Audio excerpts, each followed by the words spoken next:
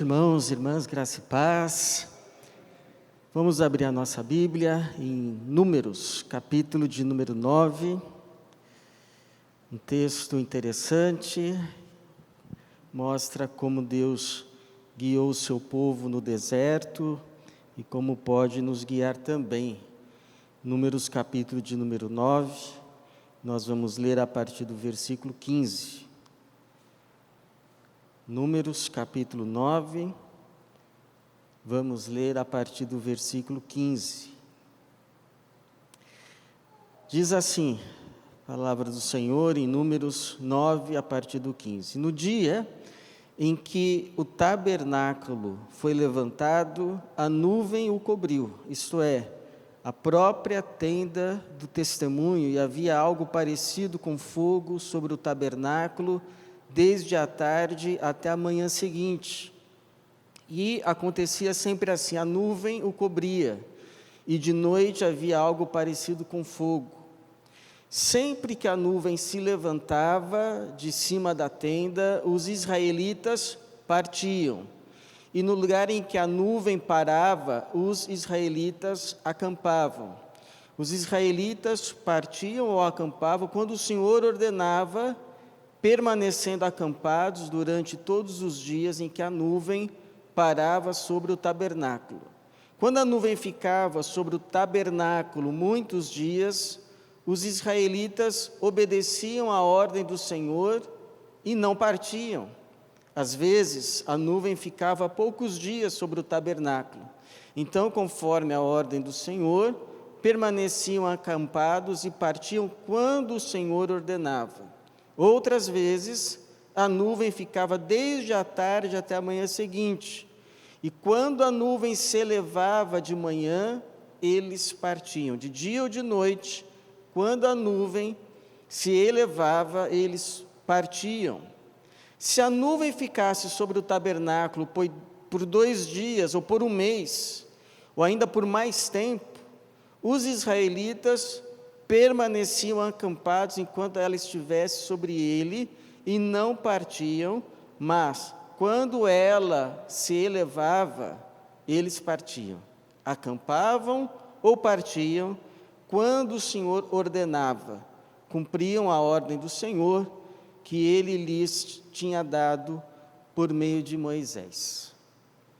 Obrigado, Senhor, por esta palavra. Pedimos que o Senhor se revele a nós mais uma vez, abra o nosso entendimento e que ela tenha lugar e produza o efeito pelo qual ela nos foi enviada. Para a tua glória mesmo, em nome de Jesus. Amém.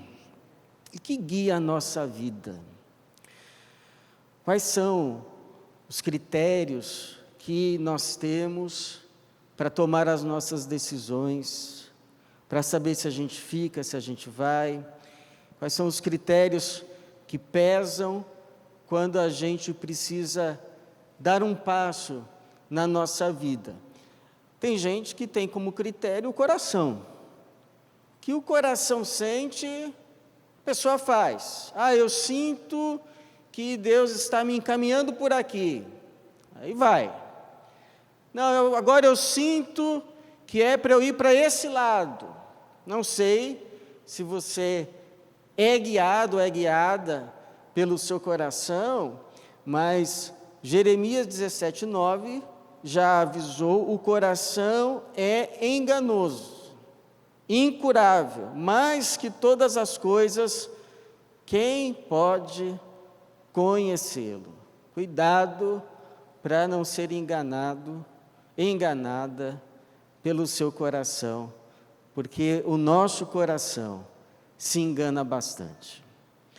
Mas talvez você é uma pessoa que se deixe guiar mais pelas circunstâncias.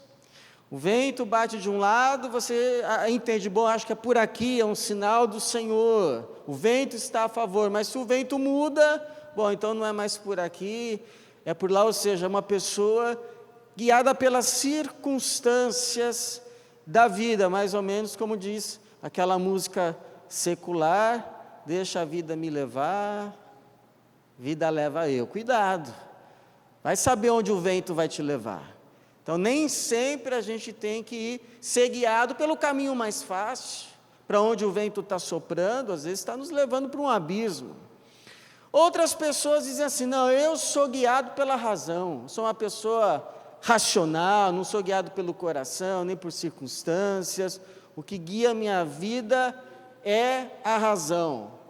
Uau! Mas olha o que diz o Provérbios 3:5, confia no Senhor de todo o teu coração e não te estribes no teu próprio entendimento. Quantas vezes você já tinha certeza que você tinha razão e depois os fatos, os acontecimentos foram te revelando que você não tinha razão. Você achava que tinha razão. Então toma cuidado também em confiar demasiadamente naquilo que o teu raciocínio te mostra como caminho. E tem gente, irmãos, que ainda se deixa guiar pelas coincidências, pelas superstições. Por exemplo, eu vi o caso de um homem, talvez um missionário itinerante, que estava pensando se deveria ir para Lima ou não. E aí ele entrou numa padaria, ele pediu uma vitamina, a pessoa foi fazer a vitamina, e quando ele olha para o espelho, a marca do liquidificador era Amilon. No espelho, com a imagem invertida, ele leu no Lima, então não foi para Lima. Então a pessoa que se deixa guiar, ela fala, não, isso é um sinal de Deus. Nossa, eu já ouvi tantas histórias mirabolantes. Não, mas Deus deu um sinal. Deus fez aquilo acontecer. E a gente se esquece que nesse mundo que Deus criou, há os acasos. Há as coincidências. Então, a gente não precisa ser deixado guiar nem pelo coração, nem pelas circunstâncias, nem pela razão que também nos engana, nem pelas nossas superstições, ainda que as nossas superstições têm assim um verniz religioso, espiritual, gospel. Nós podemos e devemos, na verdade, irmãos, sermos guiados por Deus. Sermos guiados pelo Senhor, como esse povo aqui aprendeu a ser guiado pelo Senhor, aqui no caso por meio de uma nuvem. Versículo 17 vai dizer assim, sempre que a nuvem se levantava de cima da tenda, os israelitas partiam, e no lugar em que a nuvem parava, os israelitas acampavam. Por quê? Porque essa nuvem era a manifestação da presença de Deus com o povo. O tabernáculo, você sabe, era o lugar em que Deus se manifestava, onde se faziam os sacrifícios, os sacerdotes adentravam ali, e Deus se manifestava, e essa nuvem cobria o tabernáculo. O tabernáculo era o sinal da presença de Deus com o povo no deserto. E a nuvem simbolizava, sinalizava, quando o povo deveria partir, para onde deveria ir, e quando deveria ficar. Diz que a nuvem guiava o povo de dia, e uma coluna de fogo à noite. Mas a nuvem levantava, era hora de arrumar as malas. A nuvem não saía, não era hora de sair, era hora de ficar. Hoje a gente não tem mais nuvem, a gente não tem coluna de fogo, mas a gente tem a palavra de Deus e tem o Espírito Santo que nos guia. Então a pergunta é, como é que a gente sabe se a gente está sendo guiado pela palavra, pelo Espírito Santo, ou se no fundo a gente está sendo guiado pelo coração, pelas circunstâncias, pelos nossos raciocínios, ou mesmo pelas nossas superstições. Então, aqui nesse texto, irmãos, há algumas lições sobre o guiar do Senhor, que devemos atentar quando precisamos ser guiados pelo Senhor. Há alguns princípios que seria bom nós anotarmos no nosso coração para a nossa caminhada com o Senhor. Então, o primeiro princípio, irmãos, é que a questão toda, a questão primeira, é o Senhor. A questão maior não é o lugar. A questão maior não é o tempo. A questão maior é o Senhor. Você veja que o tempo em que a nuvem ficava num lugar ou partia variava. Tinha vezes que essa nuvem ficava menos de um dia e já partia. Tinha outras vezes que ficava alguns dias, 1 ou 2 dias. E tinha vezes que ficava muito tempo no lugar. E o que determinava se o povo ia ficar ou ia partir era essa sinalização do Senhor. Se estamos indo ou se estamos ficando. Então a questão não era o lugar onde a gente está, quanto tempo vai ficar ou vai deixar de ficar. A questão era e é se eu vou permanecer com o Senhor ou não. O que seria hoje permanecer com o Senhor? Permanecer com o Senhor é permanecer na verdade. Dá para eu ir para tal lugar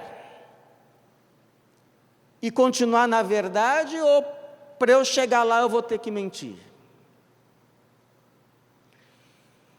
Permanecer com o Senhor é permanecer na luz.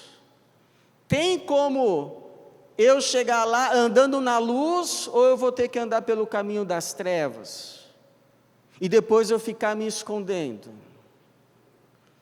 Permanecer com o Senhor é permanecer no amor.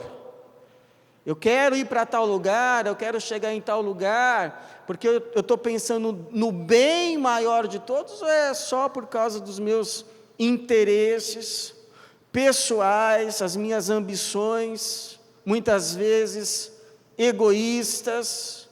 Porque, irmãos, quando a gente sai da verdade, quando a gente sai da luz, quando a gente sai do amor, a gente sai também, sabe da onde? Da paz. E não tem como ficar longe de Deus e continuar em paz. O que adianta a gente ganhar conforto e perder o sono?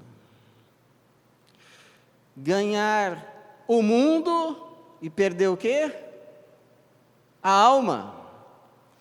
Ganhar riquezas e perder a paz. É por isso que o Agostinho escreveu assim, fizeste-nos para ti, e a nossa alma está inquieta, enquanto não repousa em ti.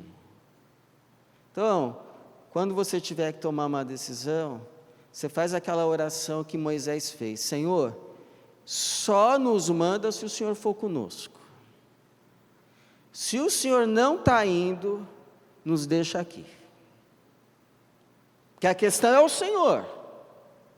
Se o Senhor vai, eu vou. Se o Senhor não vai, me deixa aqui. Essa é a primeira questão. O Senhor, a questão não é o lugar, não é o tempo. A questão é o Senhor. Segundo, é o Senhor quem vai à frente. Lá em Êxodo 13, 21, foi dito o seguinte: e o Senhor ia à frente deles, de dia numa coluna de nuvem para os guiar pelo caminho, e de noite numa coluna de fogo para os iluminar, para que caminhassem de dia e de noite. Então, a questão não é: Senhor, esse é o caminho, me ajuda, vamos. A questão é o Senhor indo à frente e Ele dizendo: venha, é este o caminho. Tem um pastor que diz assim: É melhor você ser empurrado pela Trindade do que você andar na frente dela. E é verdade. Tem gente que diz assim: não, você tem que tomar as rédeas da tua vida nas mãos. Aí eu fico me perguntando, o que isso significa? Que eu que agora decido onde eu vou, onde eu fico, quando, como? Eu prefiro imaginar assim: Deus realmente nos dá o volante da nossa vida nas mãos. Só que Ele vai no carro da frente mostrando o caminho. Então a prerrogativa de ir à frente, guiando, conduzindo, mostrando o caminho, é dele. Agora, a prerrogativa de seguir ou tomar outro caminho, é nossa. A minha oração é que você não tire os olhos do Senhor, não o perca de vista e você siga atrás dele. Porque Jesus disse: as minhas ovelhas ouvem a minha voz e me seguem. O terceiro princípio, irmãos: Deus nem sempre nos guia pelo caminho mais curto. Nem sempre. Às vezes Ele nos guia por um caminho mais longo para chegar do que a gente gostaria ou pensava. Em Êxodo 13, 17, diz assim: quando o faraó deixou o povo sair, Deus não o conduziu pela terra dos filisteus, embora fosse mais curto. Pois disse: para que caso enfrente guerra, o povo não se arrependa e volte para o Egito. Deus sabia o povo que tinha. Deus sabia, podemos ir por esse caminho que é mais curto. Aliás, dizem, não é, que a menor distância entre dois pontos é uma linha reta, mas nem sempre o caminho mais curto, o caminho mais rápido, é o melhor caminho. Deus preferiu, ao invés de guiar por um caminho mais rápido, por um caminho mais longo, mas mais seguro. Por que a gente deve saber disso? Porque nem sempre a gente vai entender o caminho que Deus está tomando. Às vezes a gente vai dizer assim: mas Senhor, não era só entrar aqui? Por que o Senhor está me fazendo dessa volta toda? Não faz sentido. Mas você que sabe o que está a 2 passos depois? Senhor, por que o Senhor está fechando essa porta? Parecia ser tão promissora para a minha vida. Ou, Senhor, por que o Senhor está me conduzindo por esse caminho que eu não planejei, não desejei? Então, nessa hora, irmãos, nós temos que nos lembrar de 2 coisas. Primeiro, que o justo não caminha por tudo que entende, mas o justo caminha pela fé. E fé, não no sentido de acreditar que tudo vai acontecer como a gente gostaria que acontecesse, mas fé no sentido de crer, acreditar e confiar que ainda que as coisas não aconteçam do jeito que eu gostaria que acontecessem, vai ser ainda assim bom, porque o nosso Deus é bom. Isso é fé. Aí a gente pode descansar. Bom, não é exatamente o que eu queria, mas eu confio em Deus. Eu sei que Deus é bom. O caráter de Deus é bom. E tudo que Ele faz tem um propósito bom. Ainda que a gente não entenda agora. Não é isso? Por isso que a segunda coisa que a gente precisa, quando a gente não está entendendo o conduzir do Senhor, é a gente se lembrar de Isaías 55, 8 a 9, que diz assim: porque os meus pensamentos não são os vossos pensamentos, nem os vossos caminhos são os meus caminhos, diz o Senhor, porque assim como o céu é mais alto do que a terra, os meus caminhos são mais altos do que os vossos caminhos, e os meus pensamentos são mais altos do que os vossos pensamentos. Então Deus sabe o que faz. Deixa Ele conduzir a nossa vida, conduzir a nossa casa e conduzir a nossa igreja. Um quarto princípio. Não é porque Deus está conduzindo as coisas que não vai ter luta. Aliás, quando Deus tirou o povo do Egito, o povo saiu do Egito, sabe como? Armado. Por quê? Porque ia ter lutas. Não é porque Deus te conduziu para um casamento, Deus te conduziu para um emprego, Deus te conduziu para um ministério, que não vão ter as suas lutas. As lutas fazem parte da vida. Sempre vai ter luta. Enquanto estivermos nessa nossa terra, nesse mundo, nessa vida, por isso que tinha, um cântico que dizia: problemas sempre encontrarás para resolver, a vitória, no entanto, terás. Não há enfermidade ou luta que te possa de Deus afastar. Mas lutas vão ter. Esse povo estava sendo guiado pela nuvem de dia e pela coluna de fogo à noite, aonde? Num oásis? Num resort?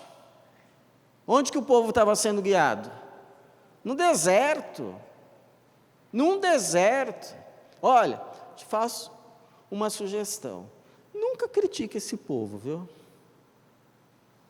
Nunca critique esse povo. O que eu vejo de irmãos criticando esse povo? Esse povo murmurou, esse povo reclamou. Esse povo murmurou e reclamou? Sim, mas sabe onde, irmãos? Num deserto. Não tinha supermercado, não tinha banheiro, não tinha chuveiro, não tinha ar-condicionado, não tinha. Era deserto, enfim, a gente murmura, reclama em condições extremamente melhores. Então o povo estava sendo guiado num deserto. O livro de Números, na Bíblia hebraica, significa no deserto. Alguém já disse que a escola de Deus é no deserto. Lá em Oséias o Senhor diz: eu te conduzirei ao deserto e te falarei ao coração. No deserto Deus nos prova, mas no deserto Deus também nos derrama do céu o maná, nos traz a sua provisão, se faz conhecido de nós, mostra quem Ele é, tira a água até de pedra, e a gente aprende quem é Deus. Então muitas vezes Deus vai nos guiar no deserto, aí alguém diz assim: bom, então não tem diferença, se eu sigo o Senhor nessa vida ou se eu não sigo, vou ter lutas. Vai ter lutas, mas sabe qual é a diferença? Você não vai lutar sozinho. É diferente. Você se sentir sozinho numa luta, ou você ser encorajado pela certeza da presença do Senhor. Como diz lá o Salmo 23, 1 e 4, o Senhor é o meu pastor, nada me faltará. Ainda que eu ande pelo vale da sombra da morte, não temerei mal algum. Por quê? Porque o vale não vai ser escuro? Porque não vai ter lobo no vale? Não, pois tu estás comigo, a tua vara e o teu cajado me consolam. Quinto e último princípio. Quando estamos sendo guiados pelo Senhor, ou precisamos ser guiados pelo Senhor, não ignore quem está no caminho com você. Quem também está andando com você. Eu acho interessante é que depois, nos capítulos mais à frente, capítulo 10, por exemplo, o Moisés vai insistir muito que um tal de Obabe acompanhe eles.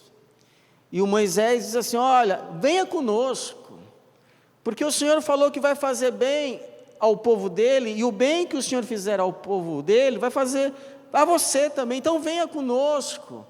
E venha conosco, porque você conhece bem esse deserto, onde acampar, você será os nossos olhos. Aí você para pensar assim, mas já não tinha nuvem? Já não tinha coluna de fogo? Não era a forma que Deus guiava o povo, se acampava, se não acampava, se levantava, se não levantava? Para que precisava do Obabe? Se já tinha nuvem? Porque, irmãos, uma coisa é a gente saber a direção, outra coisa é saber o melhor caminho. Mesma coisa, se soltar um balão aí, a gente vê a direção que ele está indo, mas qual é a melhor rua para pegar para chegar onde ele está indo? Qual é o melhor trajeto? Tem vários. Então, o Obabe seria como um Waze. Deus digitava qual era o destino e ele dava as rotas. Então a nuvem levantava, está indo para o norte. Ok, mas que caminho que a gente toma? Aí o Obabe dizia assim: ó, não vamos reto não, porque a gente vai atravessar um deserto, não tem água, vamos contornando as montanhas, porque aí a gente pode acampar, tem um riacho lá perto, a gente vai acampar melhor. Então, irmãos, se Deus usou, hoje nós só temos um conselheiro com C maiúsculo, que é o Espírito Santo, mas nós temos conselheiros com C minúsculo, que nos ajudam a discernir melhor o conselho do conselheiro. Então, como estava falando, se Deus pôde usar até uma mula para falar com o profeta, não poderá usar um irmão para falar conosco? Então não ande sozinho, peça conselhos. Não para a pessoa dizer para você o que você tem que fazer, a decisão é sua, mas para você ver se a palavra daquele irmão que você sabe que anda com o Senhor, que é de Deus, não confirma aquilo que o Espírito Santo já está falando ao teu coração.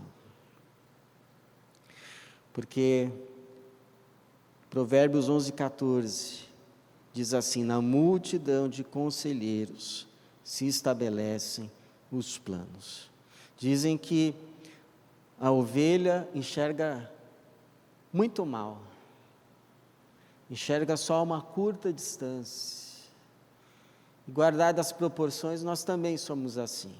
Porque muitas vezes a gente fica paralisado, porque a gente quer que Deus mostre o caminho inteiro, daqui até o fim o que vai acontecer, mas não é assim. A gente vai andando à medida da luz de Deus que a gente vai recebendo. Deus nos dá a luz assim para 3 metros, a gente anda os 3 metros,